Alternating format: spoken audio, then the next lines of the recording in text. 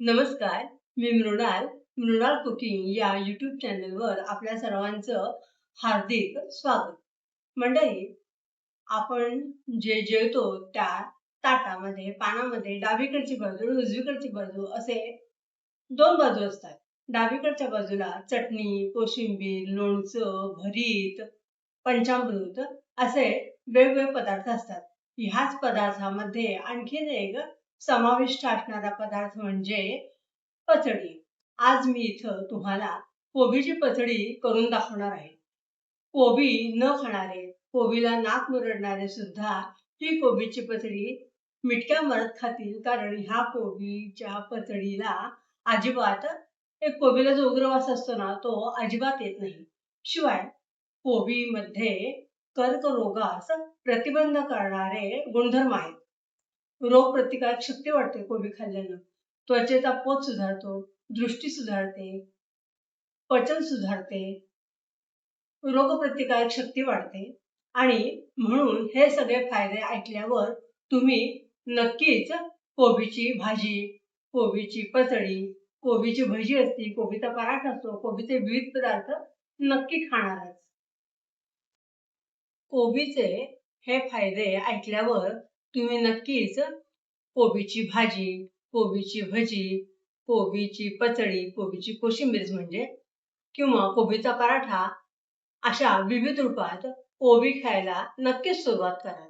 चला, आपण आता स्वयंपाकघराकडे जाऊया का? कोबीचा गड्डा मिठाच्या पाण्यानं स्वच्छ धुवून घेतलेला आहे. कोथिंबीर बारीक चिरून घेतलेली आहे. एका लिंबाचा रस, कढीलिंबाची पानं, हिरवी मिरची आणि बेडगी सुकी मिरची यांचे तुकडे घेतलेले आहेत. इथं मी अर्धा तास मुगाची डाळ भिजत टाकली होती, ती पाववाटी घेतली होती, ती उपसून त्यातलं पाणी काढून घेतलेलं आहे. चवीपुरतं मीठ, साखर, तीळ, शेंगदाण्याचं थोडंसं जाडसर कूट आणि भोपळ्याच्या बिया. कोबीचा गड्डा मी 2 भागात कापून घेतलेला आहे. कोबी मी इथं खिसून घेते आहे. तुम्हाला जर एकदम बारीक कोबी चिरता येत असेल तर तुम्ही चिरून घेतला तरी चालेल.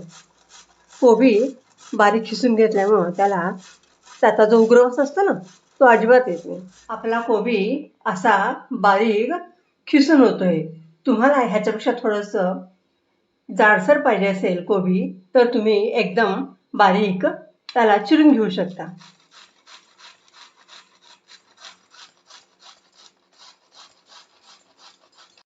जो गड्डा होता ना त्यातला मी थोडासा तुकडा घेतला आहे आणि तो एकदम बारीक चिरून घेते आहे. तुम्ही अशा प्रकारे कोबी चिरून पण घेऊ शकता, फक्त तो बारीक झाला पाहिजे. एकदम हा असा इतका बारीक झाला पाहिजे. किसलेलं कोबी आणि नंतर थोडासा बारीक चिरून घेतलेला कोबी मी या बाउलमध्ये घालून घेते आहे. पचडीची पौष्टिकता वाढवण्यासाठी याच्यामध्ये मी मुगाची डाळ घालते आहे. मुगाची डाळ तुम्ही तुमच्या आवडीप्रमाणे कमी जास्त करू शकता. चवीप्रमाणे मीठ घालायचे,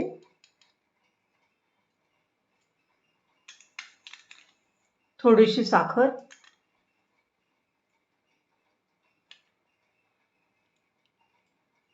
दोन चमचे दाण्याचं कूट, भोपळ्याच्या बिया, तीळ, थोडी कोथिंबीर, हे सगळं मी एकत्र करून घेते आहे. तुम्हाला जर ह्याच्यामध्ये फोडणी घालायची नसेल तर तुम्ही ह्याच्यामध्ये लिंबाचा रस पिल्यानंतर मिरचीचे तुकडे टाकू शकता. म्हणजे आपली ही पचडी नो गॅस कुकिंग या सदरामध्ये मोडेल. मी इथं फोडणी करून घेणार आहे. मी एका लिंबाचा रस पिळून घेतलेला आहे. गॅस चालू केलेला आहे, त्याच्यावर कढई तापत ठेवलेली आहे आणि 3 चमचे शेंगदाण्याचं तेल मी कढईमध्ये घातलेलं आहे. तेल तापलेलं आहे, मोहरी घातलेली आहे,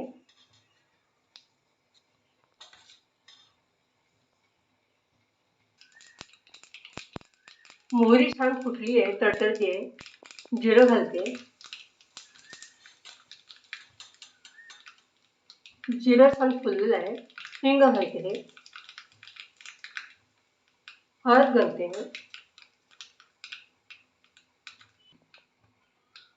कडुलिंबाची पानं, लाल बेडगी सुक्या मिरच्या आणि हिरव्या मिरच्याचे तुकडे मी फोडणीमध्ये घालून घेते आहे.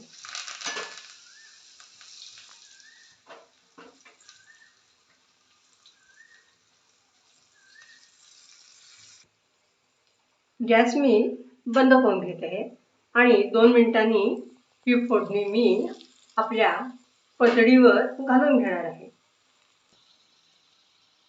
फोडणी थोडीशी कोमट झाली, आपल्या पतडीवर घालून घेते आहे. मिरच्यांचे तुकडे मी मुद्दामच मोठे केलेत, म्हणजे एकदम दाताखाली यायला नको होतं. ज्यांना खायचे असतील ते खाऊ शकतात, ज्यांना काढायचे असतील ते काढू शकतात, परंतु मिरचीचे सगळे गुणधर्म आपल्या फोडणीमध्ये उतरलेले आहेत. ओल्या नारळाचा किस मी थोडा घालून घेते आहे. सध्या पावसाळ्यामुळं डाळिंब लाल नसतात, त्यामुळे ती गुलाबी अशी आहेत. थोडेसे डाळिंबाचे दाणे मी घालून घेते आहे.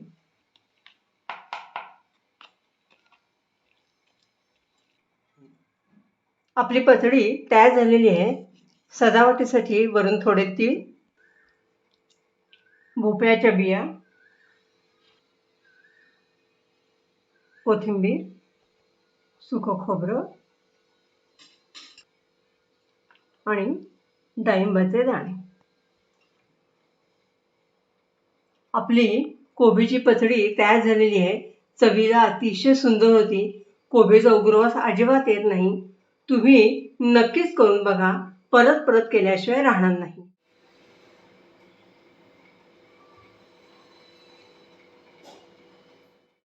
आमचा कोबीची पचडी हा व्हिडिओ तुम्हाला कसा वाटला? आवडल्यास लाईक, शेअर, सबस्क्राईब करा.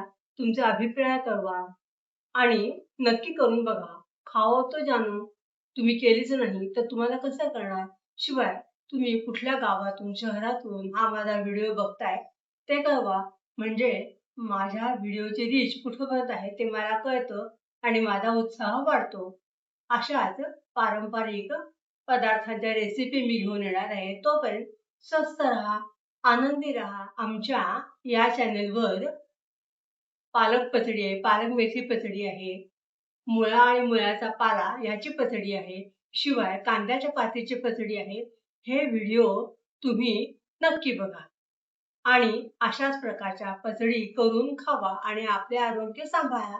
धन्यवाद.